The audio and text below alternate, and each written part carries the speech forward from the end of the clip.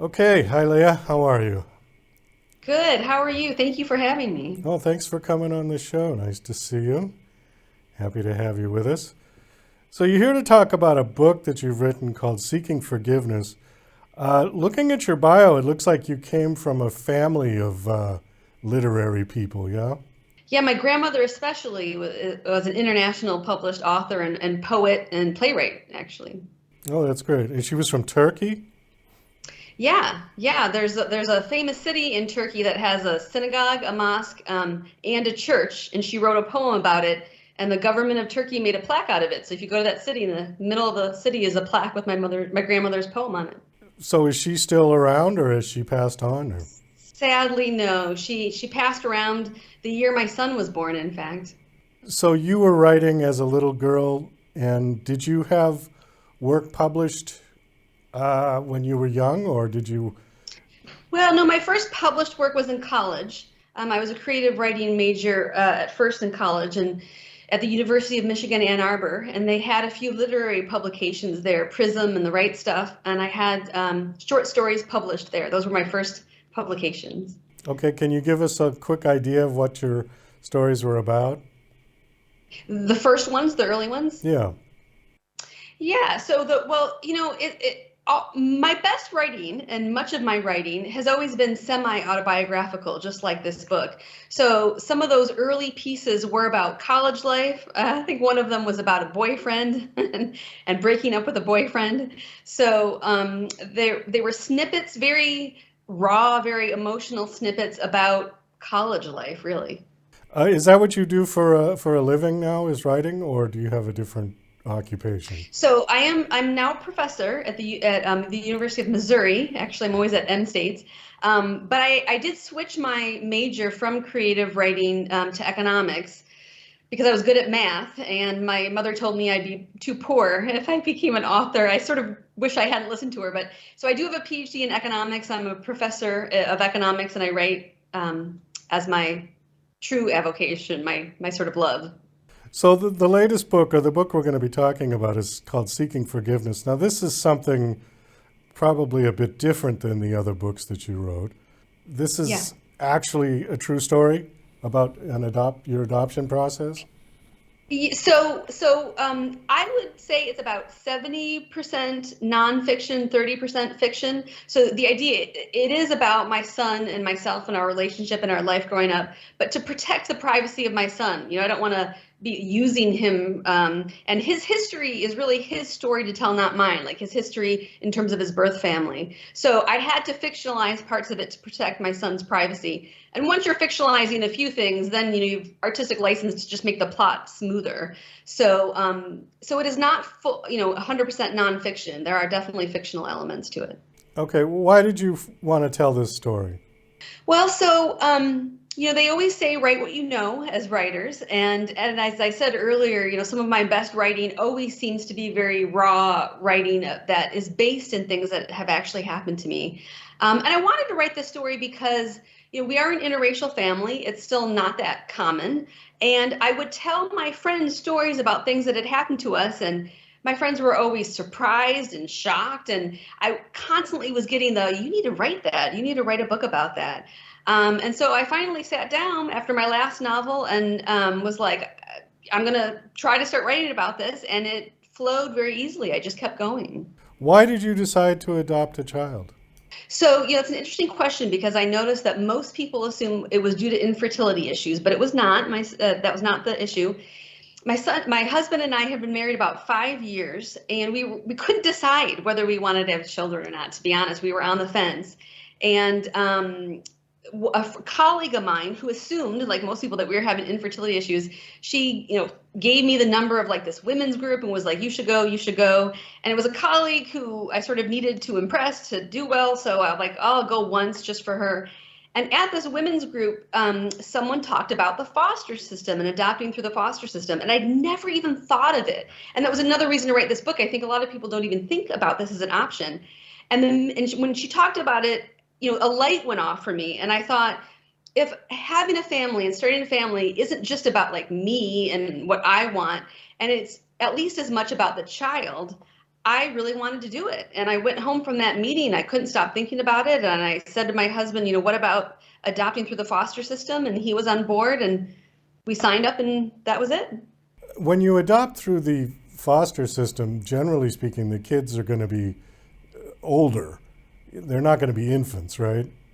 They can, so yeah, I mean, the other thing, there's a racial component too. So certainly if you want to try to adopt a white baby, that might not happen. No, but what I'm saying is that a lot of times people want to adopt infants. Well, and I'm saying if you want to adopt a white infant, that's extremely difficult. If you want to adopt an African American infant or basically just not a white infant, then the chances are better. But yeah, I mean, once we were approved to foster, it did take a little while until we had a placement. And let me just say, the foster system itself does not like it if you go in saying, I want to adopt. Because as it should be, the goal of foster care is reunification with birth families. So you have to go in as foster parents. And if it doesn't work out, then you can adopt. But if you go in saying, I'm here, I want to adopt, actually that really bothers people in the foster system, which it makes sense. So we went in thinking we would just foster and hope we would get to adopt. But that can't be a certainty. You don't know that's going to happen. Well, is that what happened in your case? You started out as foster parents for this boy? Yes, and Okay. and we got lucky in some sense. My son unlucky, I suppose, because it didn't work out with his birth family. But yeah, there was one woman in the foster system. She was hoping to adopt, but she'd had 9 placements, and none of them ended up staying with her. And so she did a good thing, and she was glad she did it. But she would talk about being sort of disappointed that she wasn't able to fully adopt any of the placements. And yeah, so for us and I remember telling my husband, like, this is probably going to be very emotional. We'll have children with us and, then we have to give them back. And so I said, let's do this, but I don't know if I can do it 9 times. If it doesn't work out, then, there's only so many times I might be able to emotionally do this, but we never had to test that because our first placement then went up for adoption and we adopted him. Okay, how old was he when you first got him for foster care? From the hospital, straight from the hospital. Oh, so he was an infant. Yeah. Oh, I see. Okay. Yeah. See, that's one thing that I wasn't clear on, is that I didn't know that there were infants in the foster care system. Yeah, so there are. There's not as many, of course. And that's why I was saying there's certainly, even less white infants. But no, for sure. There are babies that are abandoned in the hospital. On your bio, you list in one of your talking points the adoption process. Now, I think a lot of us have heard that it's a very rigorous background process that can take a lot of time and emotional toll on the potential parents. What did you have to go through? So the adoption process, well, to be honest, I mean, returning to the book a little bit here, I feel like I'm not an expert on adoption and even the foster system. But because we got him straight from the hospital, and the book and the story goes from the minute, we had our son, until the story ends. But a lot of those episodes are in the book. So, initially bringing him home and then having to introduce him to family that's very confused about, why you're adopting this way, and integrating them in the neighborhood, everything. So, but it's I mean, I don't feel like I'm an expert on adoption. Our adoption process, I think, was, similar. It takes time. You have to go to the court system and, work through it. And eventually it happens. But it is a lengthy, involved process for sure. Did you specifically choose to adopt an interracial baby? Well, no. So what happens is when you sign up to be a foster parent, what they do is they give you a rather long, I remember it being 2, maybe even 3 pages long sheet that has a lot of things on it.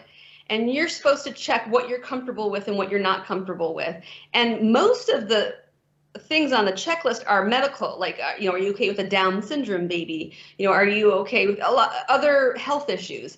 And I remember being concerned about that because I actually was very sick as a child, and I was in the hospital a lot when I was born. And so I have a little bit of, I call it trauma PTSD. I go in a hospital and I sometimes have like hard time breathing because I spent so much time in a hospital as a child. So I did not really want to check those. And I remember saying to the social worker, I feel really bad. And she was nice. She's like, we would rather you be honest. We don't want to place you with anything that you can't to be a good parent. So a lot of the medical conditions I did not check that I would be comfortable fostering, but then they have racial characteristics and gender, all that. That was easy. It was just easy for me to be like, sure, Black, Hispanic, whatever. I mean, I was happy, male, boy, girl, whatever. Those were all very easy for me to check. And then after that, you just get whatever placement you get. So it's not just race. They have a whole list of things that, yeah. Quite a list of things. The majority of the things on the list are health conditions. I've never gone through this process, obviously, so I'm just Sure. a little curious about what the process is. Well, and let me just say that I do know the system, it's mostly guided by the state. So what I'm describing for you, this is why I like to say I'm not an expert. I'm describing our experience in Missouri. So it could be different in other states for all I know.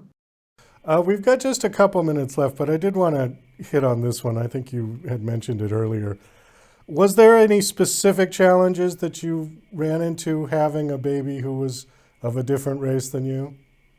So there were lots of challenges. Again, that's why I wrote a book, because there's just so many stories. I can tell you one in particular to get you a flavor. The very first time I took my son to the dentist when he was 5. He was 5 years old. It was time to go to the dentist. I got a recommendation of a pediatric dentist from a friend, made an appointment. We go in, we walk in, and the person behind the glass partition, she sort of looks at us and closes it and goes away and comes back. And finally, she says to us, I need your papers. And I said, you mean our insurance? And I handed her insurance cards, and she pushed them back. She said, no, I need your papers. And I said, I honestly have no idea what you're asking me. And she said, well, in order to see the boy, we need proof from his parent or guardian that we can perform medical services on him. And I was like, I'm his parent. And they were like, well, we need to see proof of that. So one, who brings adoption papers to a dentist's office? Nobody. Two, she never would have been asking this question if we were the same color, either both Black or both white. And what was worse was we had to leave. I mean, they refused to see us. And my son's 5. We get in the car. I buckle him up. He's asking where the lollipop is, because I told him there'd be a lollipop, and I said we'd have to get one later. And then when I got in my seat and I buckled in and I leaned over to look back out of the space, and my son and I made eye contact. And at 5, he says to me, Mommy, did we have to leave because I'm Black? Wow. And I said to him, no, we had to leave because Mommy's white. And things like that happen a lot. And it's been a struggle to make sure he doesn't blame himself, because that's what you do as a child. You internalize things and you think it's your fault. And society kind of does that too. And so, I mean, again, I have many stories like that. That's why I wrote the book, and that's just one of them. Well, it sounds like this woman at the dentist office was pretty ignorant. Well, they do it. So I reported them to the Missouri Dental Board after that, and I called them too, and they said, "Oh, we do that for everybody," which I told her I don't believe her. She only did it because we were different colors. But according to the dentist office, they do it to everybody, and it's for insurance purposes. Do you and your son have the same last name? My son has the same last name as my husband. I have a different last name than the both of them. I guess the last question, then I'm going to wrap it up. Why is the book called Seeking Forgiveness? So that's a good question. I feel like, for me, what I have found is that the hardest thing about motherhood is you never really know if you're doing it right. You never know, when your son, when to give them his first phone, or, if he says to you, I hate my life, what you're supposed to say, or, if you find him stealing a pack of gum from the convenience store, what to do about, there's no answer key. You can look stuff up, and you make mistakes. You're making mistakes. You just hope when he goes to therapy later, he doesn't blame you for everything. And so the book primarily, I feel like, is a ode to motherhood and the strength of the mother-son bond and love, and that you try your hardest and you're going to make mistakes, and you just hope in the end that your children forgive you and love you, even though you make mistakes. Okay, I think that's a good message. I think we've all had issues with our parents and our mother about something or another, but in the end, they did their best, didn't they? Well, and I just would like to say that the book does end hopefully. So my previous books, some of them ended more sort of dismally. And this one, presents all these trials and difficulties, but it's a hopeful book. And it really says that the mother-son love can get you through a lot of things. Well, we do have to wind this down. Thanks so much for coming on. Do you have a website that you want to give out? Yeah, so if you go to www and my name, no spaces or hyphens or anything, so www.learachel, LeaRachel.com. You can read the first 3 chapters for free. You can get on some links to buy the book. You can see my previous books and everything at that website. Okay, great. Well, Lea, thanks so much for coming on and sharing your story. It was nice meeting you, and best of luck with your book. I hope it does well. Thank you for having me.